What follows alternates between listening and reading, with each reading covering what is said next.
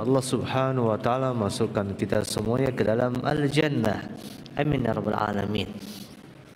Kemudian salawat beriring salam semoga senantiasa tercurahkan kepada Nabi uswatun hasanah kita, Nabi Muhammad sallallahu alaihi wasallam. Allahumma salli ala nabiyyina Muhammadin wa ala ali Muhammad kama sallaita ala Ibrahim wa ala ali Ibrahim.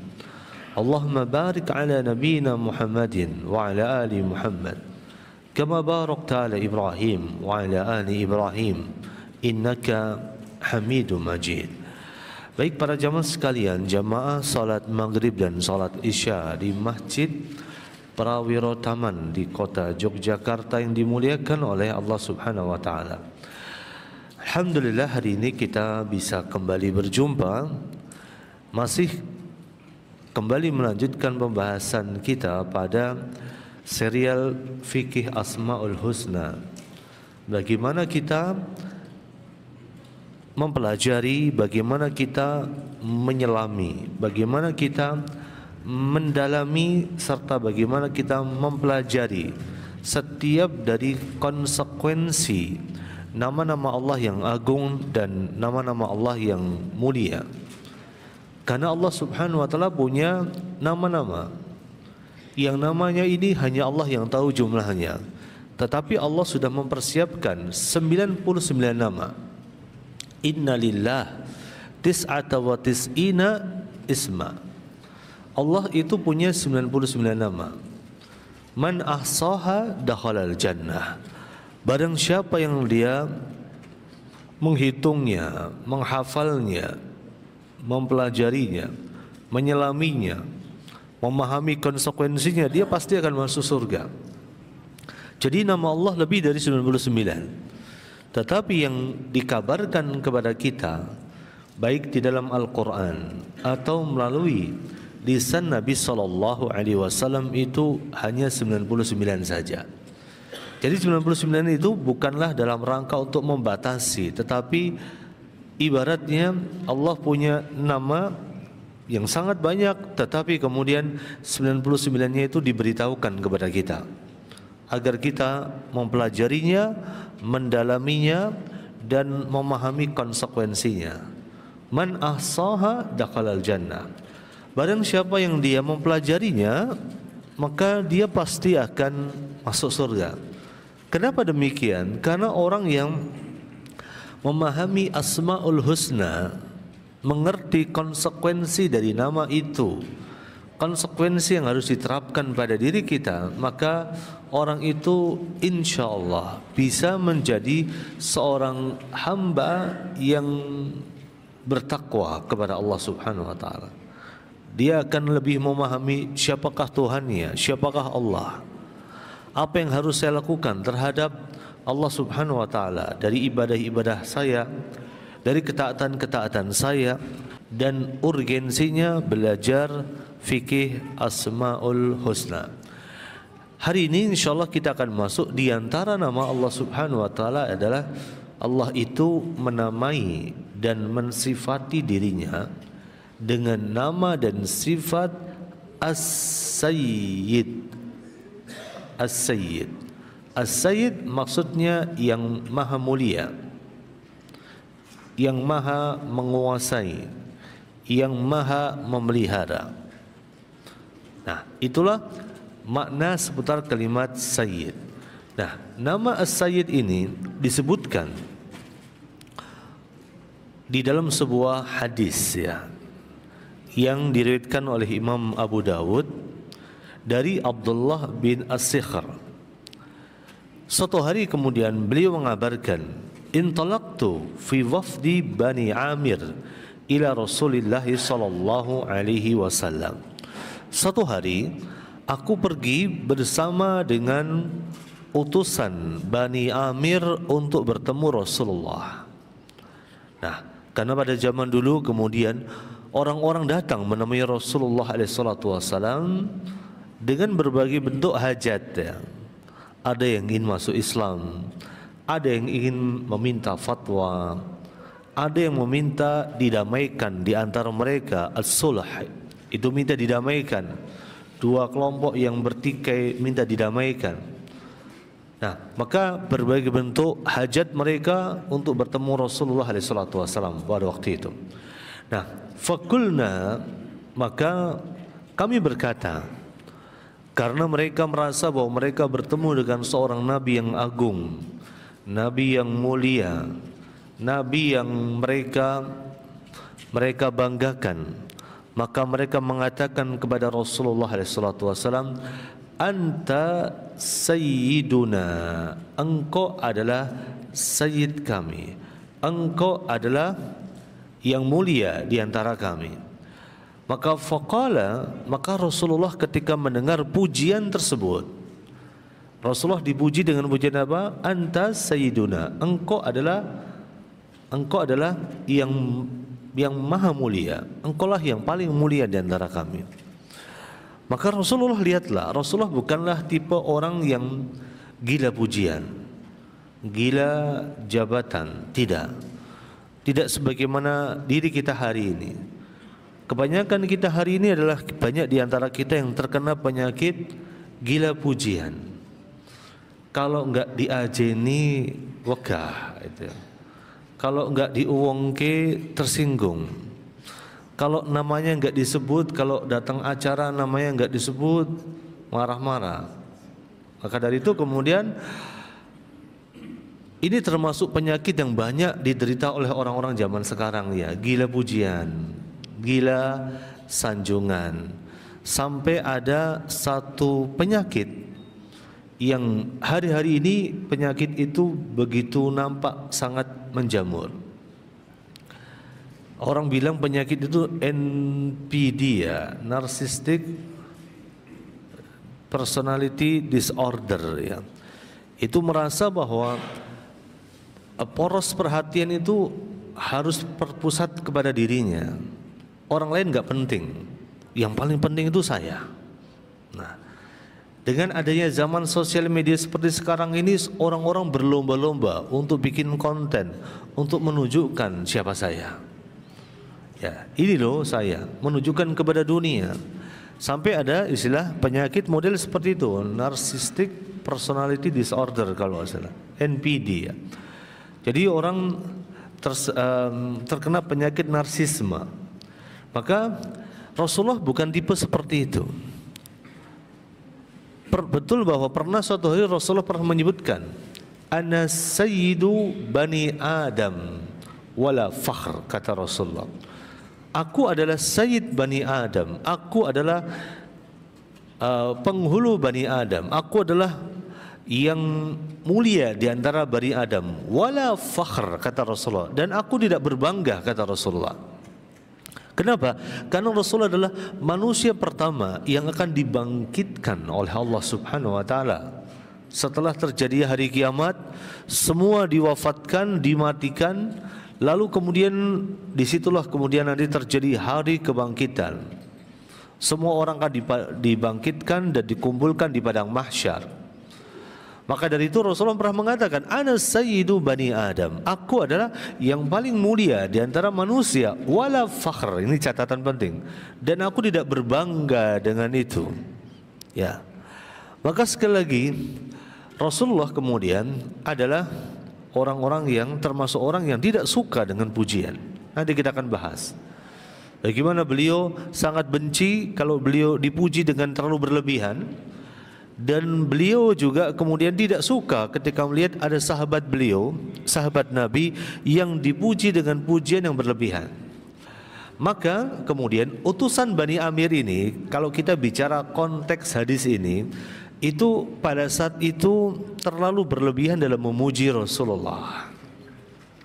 Maka ketika mereka mengatakan antas sayyiduna, engkau adalah yang mulia di antara kami, sayyid yang paling mulia di antara kami, maka Rasulullah waktu itu mengatakan as-sayyidullah tabaraka wa ta'ala, as-sayyid yang hakiki, yang sesungguhnya, yang sebenarnya, yang benerannya adalah Allah.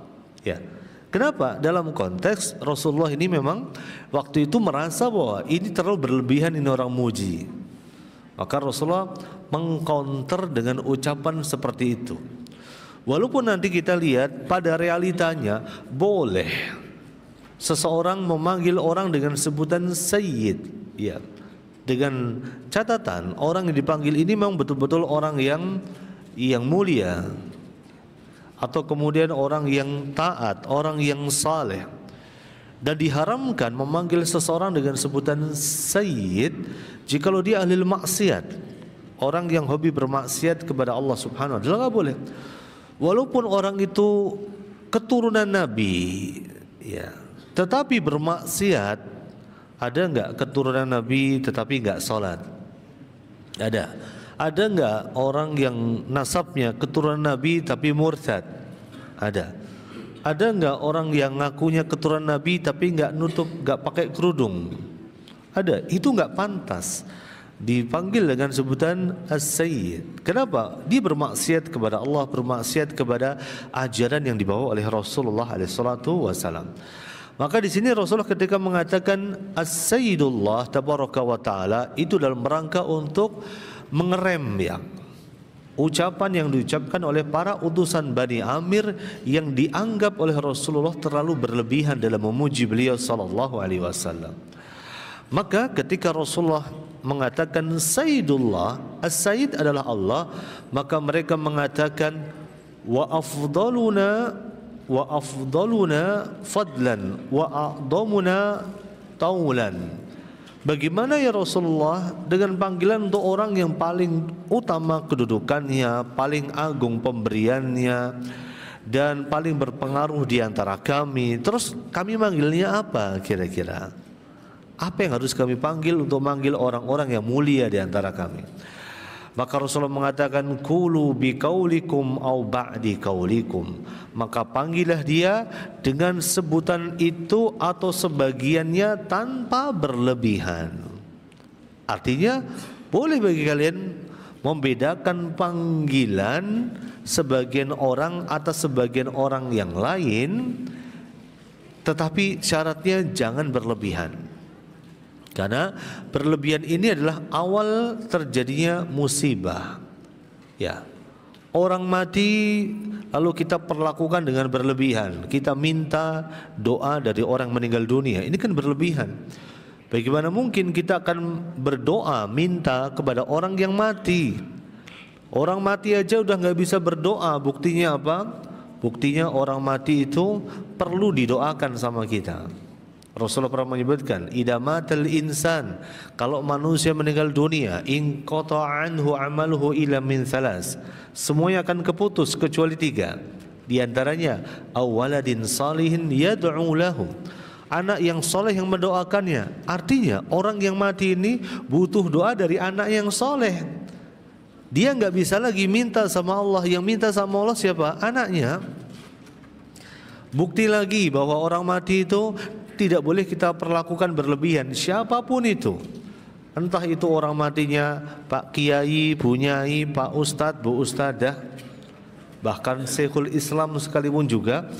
Maka tidak boleh kita meminta pada orang mati. Kenapa? Karena orang mati itu udah gak bisa lagi ibadah, gak bisa lagi sholat, gak bisa lagi melakukan amal soleh.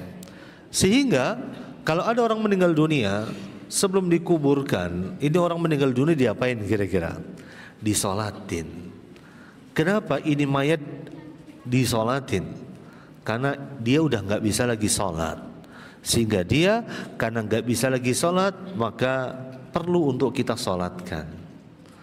Maka sekali lagi, segala bentuk ucapan, perilaku yang berlebih-lebihan itu diharamkan dalam Islam. Ya, sebagaimana kemudian apa yang dilakukan oleh orang-orang Nasara.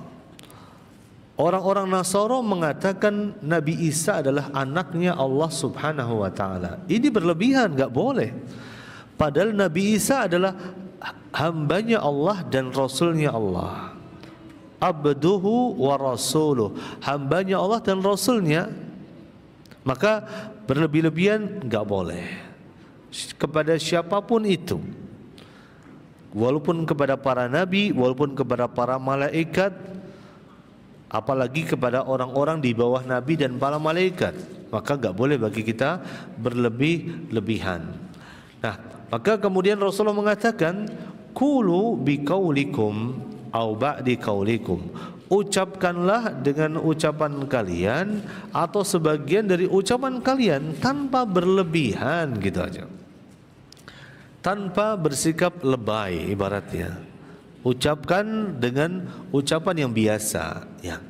Kemudian wala yastajri yannakumus syaitan, dan jangan sampai kemudian kalian memberikan celah kepada syaitan untuk menjerumuskan kalian. Ya, karena di antara sebab seseorang terjerumus pada perkara yang diharamkan oleh Allah Subhanahu wa taala adalah sikap yang berlebih-lebihan. Tidakkah kita ingat awal terjadinya kesyirikan di muka bumi ini? Terjadinya kesyirikan itu terjadi pada zaman Nabi Nuh alaihissalatu wassalam. Dari zaman Nabi Adam sampai dengan zaman Nabi Nuh, seluruh manusia berada di atas ketauhidan dan keimanan. Di zaman Nabi Nuh kemudian mereka punya orang-orang saleh. Suatu hari orang-orang saleh ini meninggal dunia. Lalu kemudian mereka berpikir, betapa sedihnya kita kehilangan orang-orang saleh di antara kita. Yuk kalau gitu kita bikin patung, yuk. Patungnya orang-orang saleh ini supaya apa? Patung ini kita taruh di tempat ibadah mereka dengan harapan kita bisa tetap semangat lihat patung itu.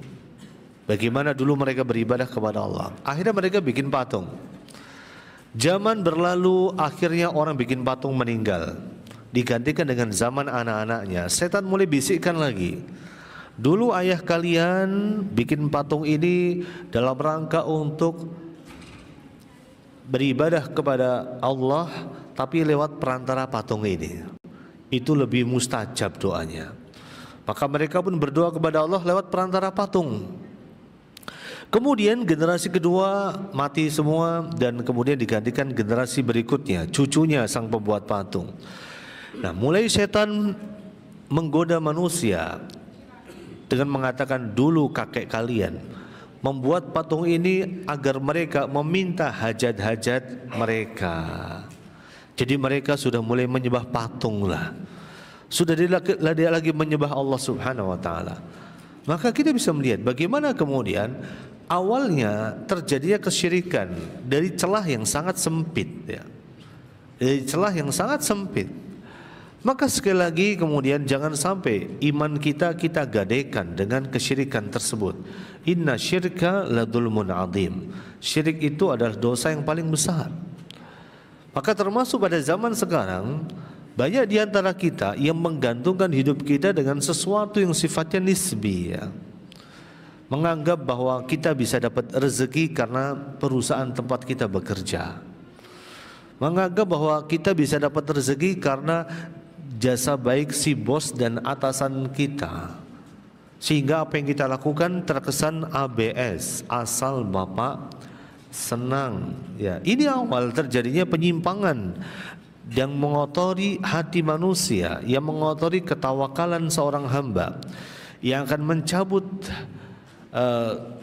ketergantungan hati manusia kepada Rabbnya, kepada Allah Subhanahu wa taala. Termasuk kemudian banyak perkara yang kita dapatkan zaman sekarang yang berpotensi menjadi celah bagi syaitan untuk apa? Untuk menyesatkan manusia. Contohnya kemarin waktu pandemi kita ada yang namanya vaksin, ya. Ya. Tetangga kita mungkin pada mati, pada tewas, meninggal dunia di kala pandemi. Lalu kita dengan gampang mengatakan, untung saya udah divaksin sehingga nggak kena virus. Ya belum tentu. Lawang yang divaksin langsung mati juga ada kok. Ya. Jadi itu hanya sarana saja, ya. Itu hanya sarana saja bahwa kita ini mendapatkan sesuatu yang kita inginkan lewat suatu sarana. Tetapi yang memberikan keputusan hanyalah Allah Subhanahu wa taala. Maka dari itu di bab ini, di nama ini As-Sayyid, kita diajarkan bagaimana kita memahami Allah yang maha mulia. Kalau kita begitu memuliakan, mengagungkan orang yang kita anggap mulia, Pak Presiden, Pak Gubernur, Pak Bupati, Pak Kepala Desa, kita kalau ketemu sama mereka pakai batik, ngikutin protokol yang ada, pakai sepatu. Ya boleh nggak ketemu presiden pakai sandal jepit? Nggak boleh. Pakai sepatu, pakai baju yang rapi, gitu ya. Ini kemudian kalau kita ketemu orang yang mulia di antara manusia saja, kita harus ada protokoler yang harus kita patuhi. Lalu bagaimana kalau kita mau bertemu dengan Allah Subhanahu wa taala dalam salat-salat kita? Tidakkah kita mengagungkan Allah dengan cara ketika kita salat pakai pakaian yang terbaik, pakai pakaian yang terindah? Karena Allah berfirman, "Ya bani Adam, khudhu zinatakum inda kulli masjid." Wahai anak manusia, ambillah perhiasan kalian, pakailah perhiasan kalian inda kulli masjid. Kalau kalian mau berangkat ke masjid, ya pakai pakaian yang benar lah. Minimal ya pakai pakaian yang beda lah ya. Misalnya kita bekerja di sawah, macul, jadi petani. Maka di sela-sela kita di ladang, di sawah, mungkin kita lewat waktu sholat duhur, sholat asar. Ya siapin satu baju untuk keperluan sholat bagi diri kita, khusus buat sholat. Selesai sholat dicantelke lagi di gubuk itu, lalu kita kerja lagi, macul lagi. Maka itulah cara kita untuk memuliakan Allah Subhanahu wa taala. Kenapa? Karena Allah adalah As-Sayyid, yang maha mulia, yang maha agung.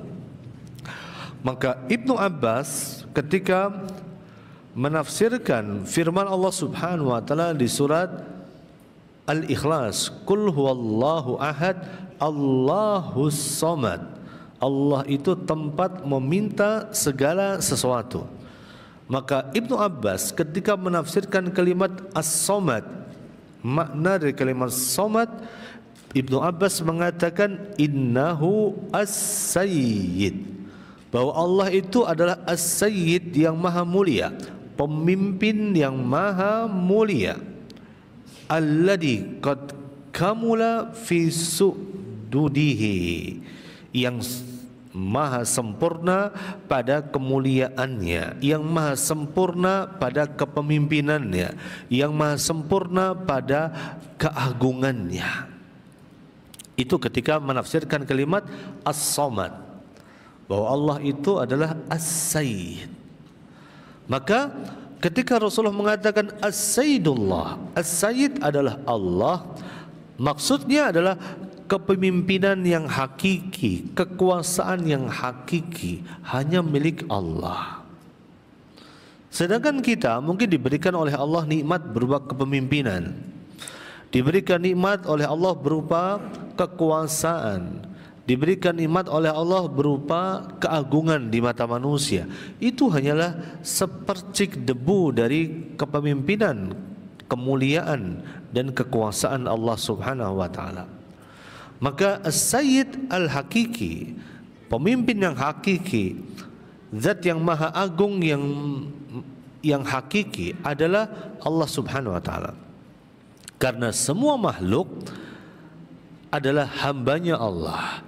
Karena semua makhluk tidak bisa lepas dari kebutuhan kepada Allah Subhanahu wa taala. Semua dari kita butuh Allah. Ya ayyuhan nas, kata Allah, antumul fuqara'u ilallah. Wahai manusia sekalian, antumul fuqara'u ilallah. Kalian itu fuqara, kalian itu butuh sama Allah. Wallahu, sedangkan Allah Subhanahu wa taala ghaniyul hamid. Allah itu maha kaya, maha terpuji. Jadi kalau kita memahami bahwa Allah itu adalah As-Sayyid, maka sungguh nama ini menjadi tamparan keras bagi diri kita. Apa yang mau kita sombongkan di hadapan Allah? Apa yang mau kita banggakan di hadapan Allah? Apa yang akan membuat kita menjadi merasa angkuh dan merasa lebih baik daripada manusia yang lain? Sedangkan kelebihan yang kita miliki, harta yang kita punyai, kekuasaan yang kita terima, itu hanyalah titipan dari Allah. Maka nama Sayyid ini hakikatnya akan menjadikan kita pribadi yang rendah hati, pribadi yang tidak akan pernah merasa bahwa diri kita lebih baik daripada orang lain. Ya, sebagaimana kata Umar bin Khattab, takwa itu adalah ketika engkau tidak merasa lebih baik daripada orang lain. Maka itulah takwa yang sebenarnya. Ketika seseorang menundukkan dirinya, menundukkan jiwanya di hadapan Allah semata, menyadari hakikat dirinya sebagai seorang hamba, menyadari firman Allah, wa ma khalaqtul jinna wal insa illa liya'budun. Tidaklah Allah menciptakan jin dan manusia melainkan agar mereka beribadah kepada Allah Subhanahu wa taala. Itulah hakikat dari keberadaan diri kita sebagai seorang hamba. Kita sebagai seorang manusia harus sadar betul hal itu, bahwa kita enggak ada apa-apanya di hadapan Allah. Kita ini bahkan hanyalah satu makhluk yang enggak ada daya sama sekali di hadapan Allah Subhanahu wa taala. Ya. Maka dari itu semua dari makhluk adalah hambanya Allah, tidak akan bisa lepas dari kebutuhannya kepada Allah Subhanahu wa taala. Semua makhluk tunduk pada aturan Allah. Setiap makhluk tunduk pada kendali Allah. Setiap makhluk itu berada di bawah kekuasaan Allah Subhanahu wa taala. Maka sungguh kita enggak punya kekuatan apapun juga. Sebagaimana dzikir yang kita baca, la haula wala quwata illa billah. Tidak ada daya dan kekuatan kecuali daya dan kekuatan dari Allah Tabaraka wa taala. La haula wala quwata illa billah. Terus apa yang mau kita sombongkan? Bayangkan di pagi hari saat kita bangun dari tidur kita, maka di antara zikir yang hendaknya kita baca adalah kita mengucapkan alhamdulillah hilladzi ahyana ba'dama amatana wa ilaihin nusyur. Segala puji hanya milik Allah yang sudah menghidupkan aku. Ya. Ba'dama amatana, setelah kematian kecil ini, wa ilaihin nusyur, dan hanya kepada Allah kita akan dibangkitkan. Maka sekedar kita bangun pagi aja itu kita berada di bawah kendali Allah. Maka ketika kita mau tidur, di antara doa sebelum tidur adalah apa kira-kira doa mau tidur? Bismillahi tawakkaltu ala Allah. Doa tidur itu apa kira-kira? Allahumma jannibna syaitan. Bukan juga. Apa dong doanya? Bismillahirrahmanirrahim amutu wahya. Ya Allah, dengan namamu kami itu hidup dan kami mati. Ya.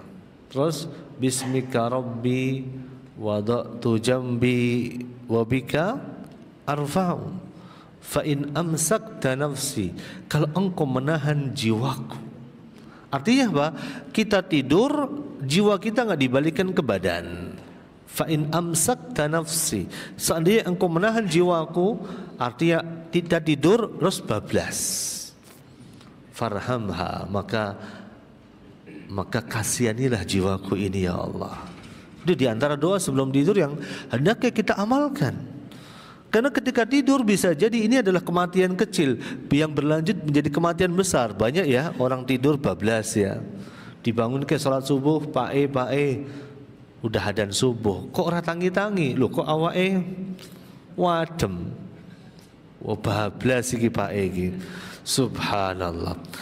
Maka untuk sekedar kita bangun di pagi hari, bayangkan kita butuh pertolongan Allah. Bangun tidur kita buka mata, untuk buka mata butuh pertolongan Allah enggak kira-kira? Butuh. Ini kalau enggak bisa diangkat matanya, enggak bisa bangun kita.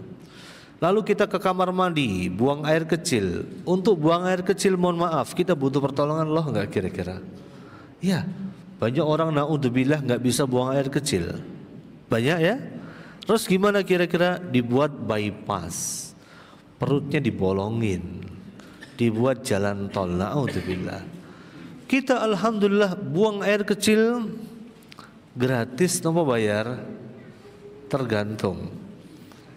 Ya, kalau di tempat umum bayar 2.000 gitu ya. 2.000 mahal apa enggak kira-kira? Murah gitu.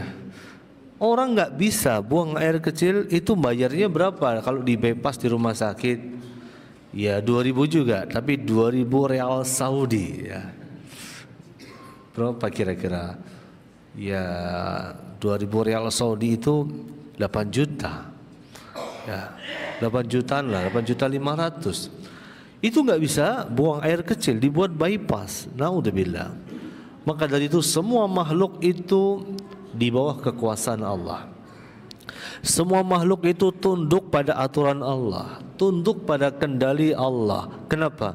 Karena Allah yang menghidupkan sekaligus yang mematikan. Karena Allah yang menyempitkan sekaligus yang melapangkan. Karena Allah yang membuat manusia tertawa sekaligus membuat manusia menangis. Maka tidak ada satupun juga yang berhak dijadikan sekutu bagi Allah. Gak ada.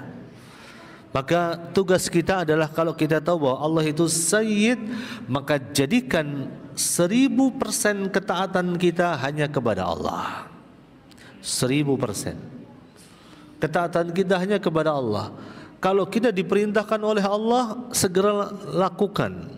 Dengar suara adzan, hayya 'alas shalah, hayya 'alal falah, segera penuhi panggilan. Ada rezeki, ada panggilan haji, segera daftar. Ada rezeki, ada panggilan umrah, segera berangkat. Ada rezeki untuk mengeluarkan zakat, segera keluarkan zakat. Itu bentuk ketaatan kita kepada Allah.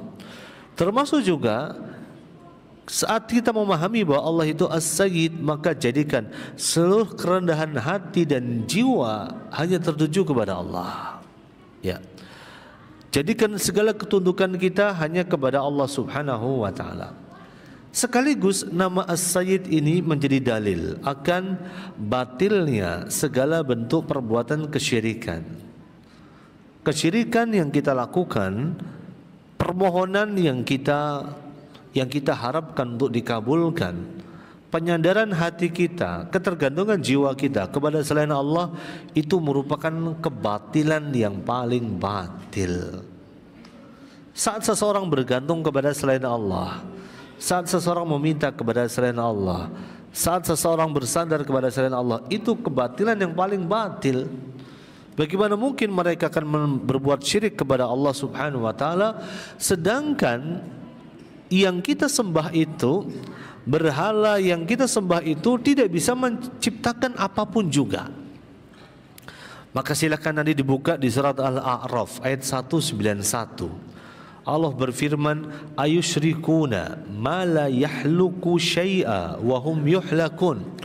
Apakah mereka akan mempersekutukan Allah dengan berhala yang tidak dapat menciptakan sesuatu apapun juga, padahal berhala itu diciptakan. Apalagi zaman dulu, orang-orang jahiliyah dari zaman dulu membuat patung dari adonan tepung ya. Begitu mereka berdoa pada patung itu, yang terjadi apa? Lalu adonan itu yang bentuknya macam-macam itu dimakan sama mereka. Maka mereka tidak bisa menciptakan apapun juga, bahkan mereka dibuat oleh sang penyembahnya. Ya. Betapa banyak zaman sekarang orang bikin berhala. Yang bikin berhala siapa? Mereka, dipahat pakai tangan mereka. Lalu setelah itu berhala itu mereka sembah sendiri. Ini gimana ini? Kalau betul mereka itu punya kekuatan yang sangat dahsyat, ya udah bikin bentuk mereka sendiri, nggak usah meminta manusia untuk dibuatkan patung atau rupa tertentu. Maka ini menunjukkan bagaimana kemudian batilnya perbuatan kesyirikan kepada Allah Subhanahu wa taala. Maka kembali ke hadis tadi, ketika Rasulullah mengatakan As-Sayyidullah, bahwa As-Sayyid adalah Allah, maka Nabi Muhammad di sini bagaimana upaya Nabi Muhammad sallallahu alaihi wasallam untuk membentengi keimanan para sahabat, untuk membentengi at-tauhid para sahabat, supaya tauhid kaum muslimin, keimanan kaum muslimin itu tidak tercampurkan dengan perbuatan kesyirikan kepada Allah Subhanahu wa taala. Ya.